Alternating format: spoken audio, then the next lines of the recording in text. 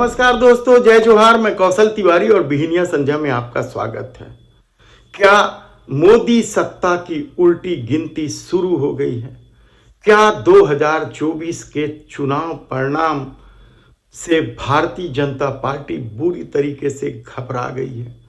क्या 2024 में भाजपा 200 सीटों से भी कम पर सिमट कर रह जाएगी? यह सवाल इसलिए उठाए जा रहे हैं क्योंकि हाल के दिनों में जिस तरीके से एक एक करके मोदी सरकार की करतूत सामने आने लगी है, वह न केवल हैरान करने वाली है बल्कि भारत के लोकतंत्र को लेकर मोदी सत्ता की नीयत पर सवाल उठने लगे हैं। दरअसल इस दौर में मोदी सरकार पर जिस तरीके से आरोप लगे हैं वह भी कम चौंकाने वाला नहीं है और ऐसे आरोप इससे पहले इस देश में किसी भी सरकार पर नहीं लगी। इवन राज्य की सरकारों पर भी यह आरोप नहीं लगी है कि सरकारें गुंडागर्दी करने लगे, सरकारें रंगदारी करने लगे, सरकारें खुलेआम बलात्कारियों को संरक्षण देने लगे, सरकार खुलेआम लोकतंत्र का मजाक उड़ाने लगे, सरकार खुलेआम सुप्रीम कोर्ट का भी मजाक उड़ाए।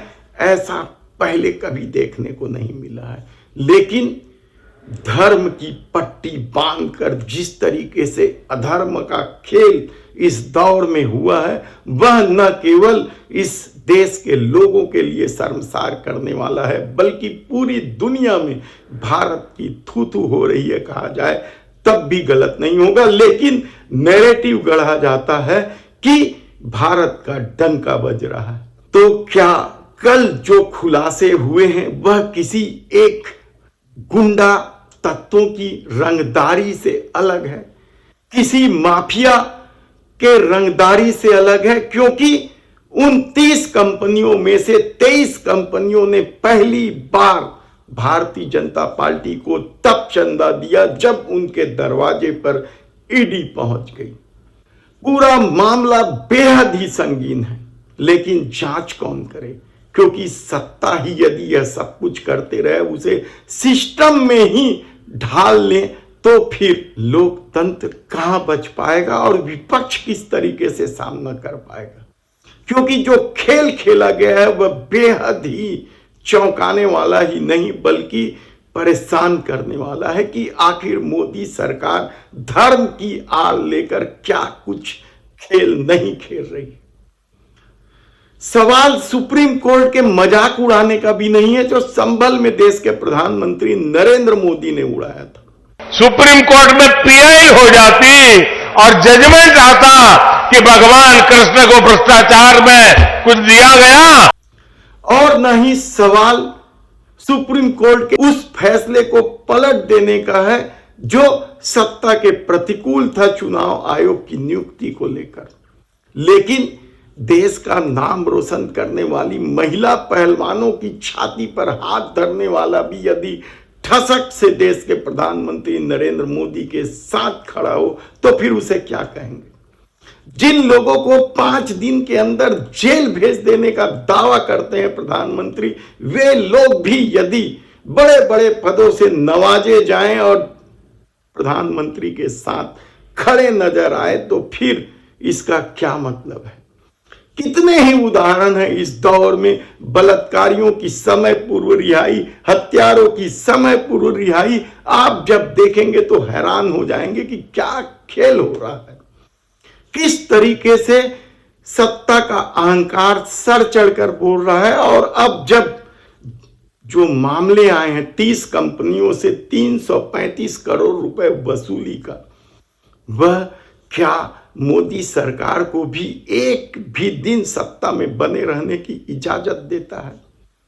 कांग्रेस ने इस पर खूब हमला किया, कल पत्रकार वार्ता बुलाकर पूरे मामले का सिलसिलेवार खुलासा किया।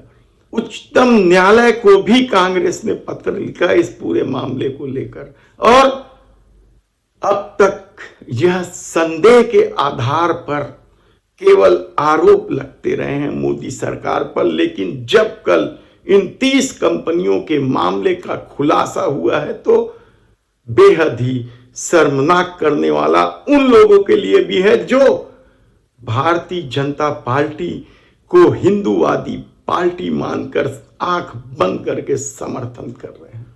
सवाल ये नहीं है कि कब आंख खुलेगी, सवाल तो ये है कि किस तरीके से विरोध के स्वर को कुचलने की कोशिश की जाती है। जिसने भी मोदी सत्ता की करतूतों पर सवाल उठाए उनके साथ क्या कुछ नहीं किया गया, लेकिन सारा मामला धर्म की आड़ लेकर ढांक दिया गया। तब ऐसे में कल जब प्रयागराज से लेकर लखनऊ तक युवा सड़कों पर उतर आए नौकरी को लेकर, पेपर लीक मामले को लेकर। 5 साल में तो नौकरी निकली थी, उसका भी पेपर लीक हो गया। किस किस तरीके से अपना पेट काटकर लोगों ने फॉर्म भरा था, किस किस तरह की तैयारी की थी, सब कुछ 1 मिनट में स्वाहा। और अब जब छात्र सड़कों पर उतर आए हैं तो उनके साथ पुलिस या बर्बरता की जो कहानी सामने आ रही है वह बेहद ही शर्मसार करने वाला है। लेकिन यह दौर आत्ममुक्त मोदी का दौर है, यह दौर स्वयं की पीठ थपथपाने का दौर है और 85 लाख परिवारों को अनाज देकर वोट हासिल करने का दौर है। तब इस बर्बरता का क्या मतलब रह जाएगा, क्योंकि जिस तरीके से किसानों के साथ भी व्यवहार किया जा रहा है। याद कीजिए आप 2014 से पहले स्वयं देश के प्रधानमंत्री नरेंद्र मोदी क्या कहा करते थे, मिनिमम सपोर्ट प्राइस हर किसान के लिए वो सरदर्द बना हुआ है और सरकार के लिए वो मनमंसूबी करने का एक बहुत बड़ा तरीका बन गया है। एक राज्य में गेहूं का मिनिमम सपोर्ट प्राइस एक होगा, बगल के राज्य में दूसरा होगा। एक जगह पर चावल का एक रेट होगा, दूसरी जगह दूसरा होगा और सब जगह में खरीदने वाली भारत सरकार, लेकिन किसान को सही दाम नहीं मिलते। क्यों? दाम तय करने की नीति निर्धारित नहीं हुई। वो अफसरों की मनमर्जी पड़े और किसानों की मजबूरी का फायदा उठाते हुए किसानों को लूटने का पाप सरकारें खुद करती आ रही है। भाई, मैं किसानों से ये सरकारों के दमन से मुक्ति दिलाना चाहता हूं और इसलिए भाइयों बहनों, हमने हमारे घोषणा पत्र में कहा है कि हम मिनिमम सपोर्ट प्राइस ये उसके लिए एक नियम तय होंगे, उसके पैरामीटर तय होंगे, उसके आधार पर तय होगा। और उसके लिए हमने कहा है किसान को जो इनपुट कॉस्ट आता है, पानी का खर्चा, मजदूरी का खर्चा, बिजली का खर्चा, बीज का खर्चा, खाद का खर्चा, दवाई का खर्चा, जितना भी उसकी लागत लगती है, उस लागत के ऊपर उसका 50% प्रॉफिट लिया जाएगा और उसको मिनिमम सपोर्ट प्राइस से खरीदा जाएगा। अब खामोशी बरत दी गई है।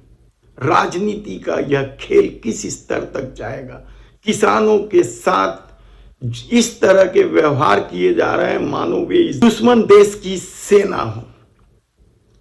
कीले बिछा दी जाती है, गड्ढे खोद दिए जाते हैं, आंसू गैस के गोले ड्रोन से छोड़े जा रहे हैं, रबड़ के बुलेट मारे जा रहे हैं।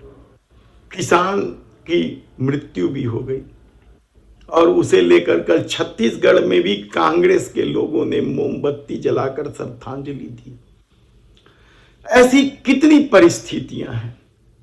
क्या सिर्फ सत्ता हासिल करने का ही खेल रह गया है?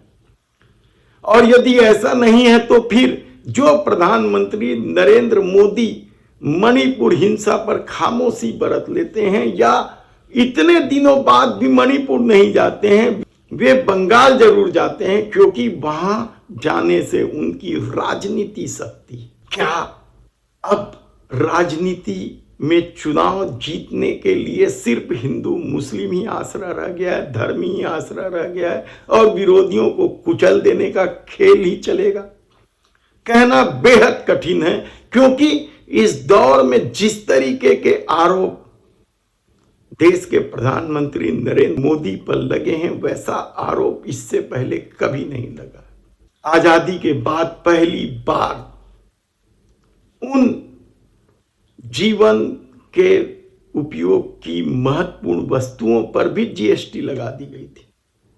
उसे लेकर भी हो हल्ला हुआ था, लेकिन सरकार को कोई फर्क नहीं पड़ता, क्योंकि वह जानती है कि उन्होंने धर्म की पट्टी लोगों के आंखों पर इतना कसकर बांधा है कि ये सारी बातें उन्हें दिखाई नहीं दी। तब ऐसी परिस्थिति में आने वाले दिनों में जब आचार संहिता लग जाएंगे, तब क्या होगा? क्या मोदी सरकार के करतूतों का और भी कई खुलासा होना अभी बाकी है? और ये पूरा खेल क्या इसलिए खेला जा रहा है कि 2024 में सत्ता नहीं आई तो कितने ही लोग सत्ता से जुड़े जेल की सलाखों पे होंगे? कहना बेहद कठिन है, लेकिन सच तो ये है कि जांच एजेंसियों के माध्यम से वसूली और विरोधियों को कुचलने का खेल का आरोप मोदी सरकार पर किसी कलंक से कम नहीं है।